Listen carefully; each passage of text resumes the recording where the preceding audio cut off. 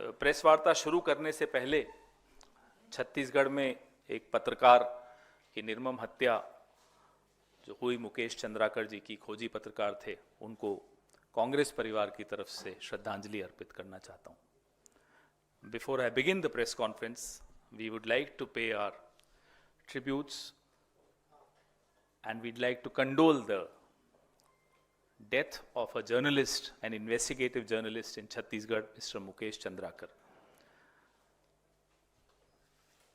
आप जैसा कि जानते हैं कि 17 दिसंबर को संसद में गृह मंत्री ने एक ऐसी अपमानजनक टिप्पणी बाबा साहब डॉक्टर भीमराव अंबेडकर जी के लिए की थी, जिसके पश्चात हम कांग्रेस पार्टी की तरफ से पूरे देश में एक आंदोलन शुरू किया गया।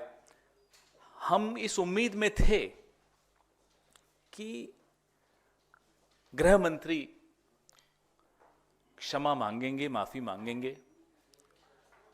हमारी वो उम्मीद गलत थी। हम इस उम्मीद में थे कि प्रधानमंत्री खुद हस्तक्षेप करेंगे।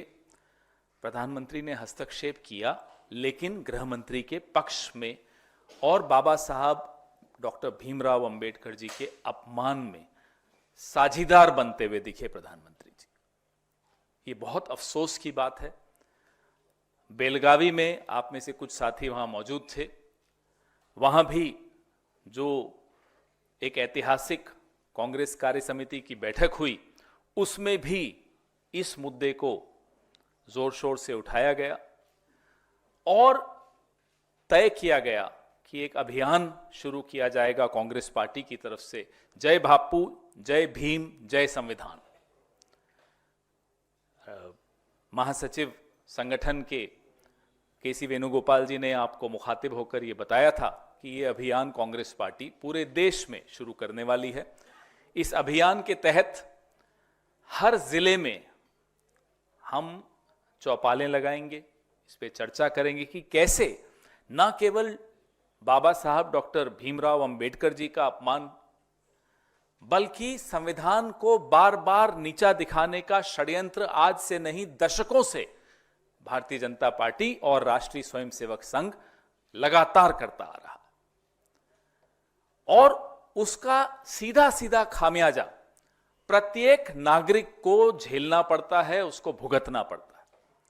वो लेटरल एंट्री के माध्यम से कैसे आरक्षित वर्ग को चोट पहुंचाई जा रही हो, वो निजीकरण के माध्यम से आरक्षित वर्ग को चोट पहुंचाई जा रही हो, जो रिक्त पद हैं, 10 लाख के ऊपर जो रिक्त पद हैं, वो भी एक सीधे सीधे हमला माना जाए। ऐसे अनेक हमले, एक नहीं अनेक हमले। और लोकसभा चुनाव से पहले आप सबने देखा, आप सबने सुना, पूरे देश ने देखा और सुना कि 400 पार और संविधान बदला जाएगा। इन्हीं के नेता बार बार दोहराते थे। लोकसभा चुनाव में उनको इसका जवाब अच्छा मिला, लेकिन फिर भी बाज नहीं आए। और इसकी एक ऐतिहासिक पृष्ठभूमि है।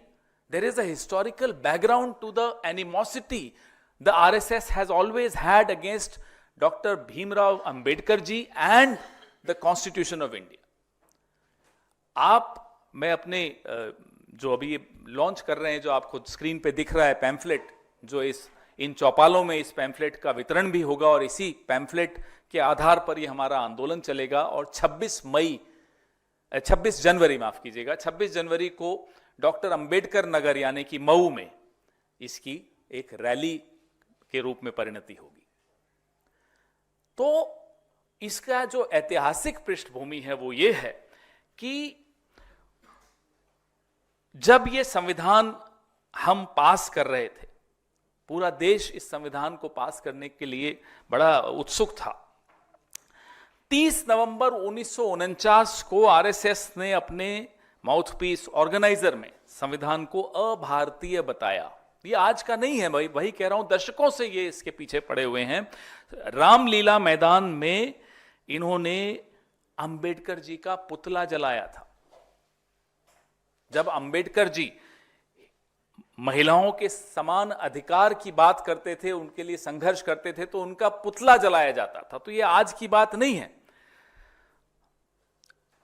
ना केवल बाबा साहब अंबेडकर पर हमले बोले जाते हैं, सीधे सीधे हमले बोले जाते हैं, महात्मा गांधी की विरासत पर भी पुरजोर हमले। उनके हत्यारे नाथूराम गोडसे का महिमा मंडन पिछले 10 साल से आप खुद देख रहे हैं कैसे सोशल मीडिया पर होता है। कहीं मंदिर बनाए जाते हैं, कहीं पूरा बापू की जो हत्या है उसका पूरा चित्रण किया जाता है, और एक ऐसा माहौल इस देश में बनाया जा रहा है जिससे धीरे धीरे धीरे करके, जिसको अंग्रेजी में कहते हैं कि विलेन बना दो, जो हीरोज हैं, जो नायक हैं इस देश के, इस सदी के ही नहीं कई सदियों तक के वो नायक रहेंगे, इसमें कोई शक नहीं है हमें।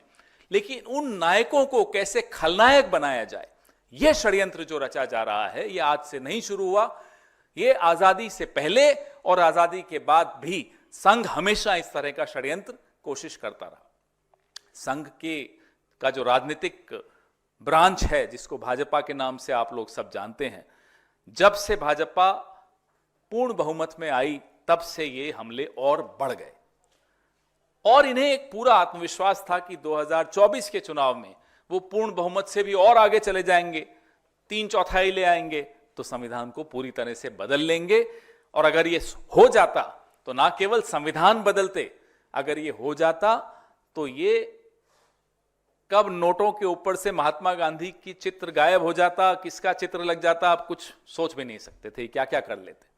जिसको पूरा विश्व मॉरल कंपस मानता है महात्मा गांधी को, उन महात्मा जी को अपने ही देश में अपनी ही सत्तारूढ़ दल किस तरह से धीरे धीरे हटाना का षड्यंत्र रच रहा है, वो आप सबके सामने है। इसलिए कांग्रेस पार्टी, जो कि अंबेडकर जी और महात्मा जी की विरासत को पूरी जिम्मेदारी से निभाते हुए संजो भी रही है और उस पर चलने का भी प्रयास करती आई है, जब सरकार में हो तब भी और जब विपक्ष में हो तब भी।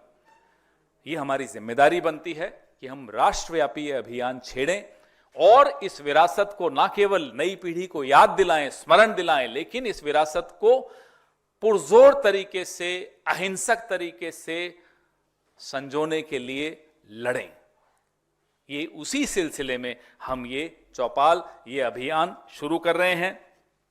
और जैसा कि पार्लियामेंट में आपने सुना, प्रियंका जी ने बड़ी अच्छी एक बात कही, संविधान है ये, संघ का विधान नहीं है। तो संविधान के आधार पर ही सरकारें चलेंगी, संविधान के आधार पर ही ये देश चलेगा। आप मुंह में संविधान और बगल में मनुस्मृति लेकर नहीं घूम सकते, या तो संविधान है या मनुस्मृति है। तो ये इनको हम एक्सपोज करेंगे कि किस तरीके से आप ना केवल दलितों और आदिवासियों के साथ अन्याय करते हुए आप सरेआम पकड़े जाते हो, SC/ST एट्रोसिटी जो एक्ट है उसको आप कमजोर करते हुए पाए जाते हो, लेकिन आप संविधान के जो मूल्य हैं, जिसके आधार पर विपक्ष की एक भूमिका है, आप उस पर भी हमला बोलते हो। कैसे आप विपक्ष के नेताओं को गिरफ्तार कर देते हो, उन पर एजेंसीज छोड़ देते हो, कैसे आप संवैधानिक संस्थाओं को कमजोर करने में कोई कसर नहीं छोड़ते। वो चुनाव आयोग हो, वो सेबी हो, वो CAG हो, ऐसे अनेक उदाहरण हम आपको लगातार देते आए हैं कि ये लोग संवैधानिक संस्थाओं के, लोकतांत्रिक संस्थाओं के पूरी तरह से खिलाफ हैं। तो बाबा साहब अंबेडकर को सिर्फ मुंह से अपमान करना एक बात होती है, वो छोटी बात नहीं होती, वो बहुत बड़ी बात है।